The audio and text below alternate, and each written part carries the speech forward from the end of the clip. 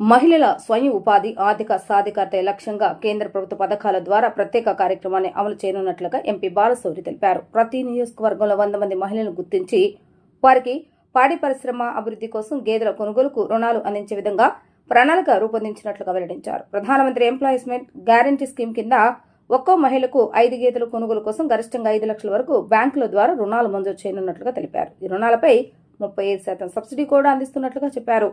ఈ కార్యక్రమం అమలుకు సంబంధించి బ్యాంక్ మేనేజర్లతో ఇప్పటికే చర్చలు జరిపినట్లుగా ఎంపీ వెల్లడించారు. త్వరలోనే ప్రతి నియోజకవర్గంలో ఎంపిక చేసిన 100 మంది మహిళలకు ఈ పథకం ద్వారా రుణాల పంపిణీ చేయనున్నట్లుగా తెలిపారు.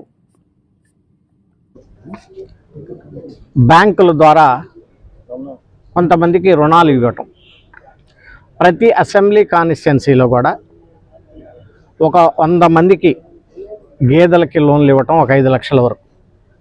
అందులో ప్రధానమంత్రి ఎంప్లాయ్మెంట్ గ్యారంటీ స్కీమ్ ద్వారా 35% సబ్సిడీ ఇచ్చి ఒక 5 గేదెలు ఒక్కొక్క మహిళా సోదరి మనకి ఇవ్వటం ఒక అసెంబ్లీ కాన్స్టిట్యున్సీలో. మొత్తం మనకి 7 అసెంబ్లీ కాన్స్టిట్యున్సీలో గాను ఒక 700 మందిని బెనిఫిషరీని ఐడెంటిఫై చేయమని చెప్పడం జరిగింది.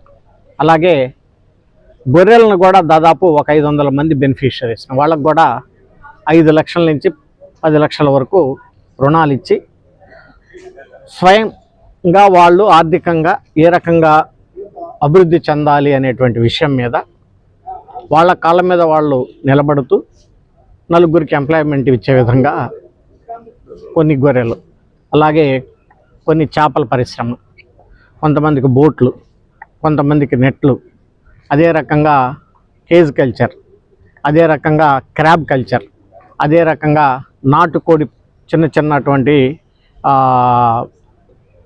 పరిశ్రమలు పెట్టుకోవటం.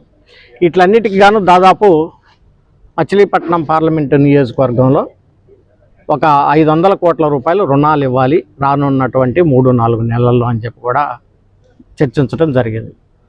సో ఈ బ్యాంక్ ఎండీని ఎవరినో ఒకరిని పిలిచి దీన్ని సక్సెస్ఫుల్గా రానున్న 3-4 నెలల్లో పూర్తి చేస్తాం. అదే రకంగా అనేకమైనటువంటి డిఫరెంట్ డిపార్ట్మెంట్స్ తోటి మిగిలినటువంటి విషయాలన్నీ కూడా చర్చించాం. సో దిశ కమిటీ మీటింగు కలెక్టర్ గారు మిగిలినటువంటి అధికారులు కూడా హాజరయ్యారు. సో ఫ్రూట్ఫుల్గా మీటింగ్ జరిగింది.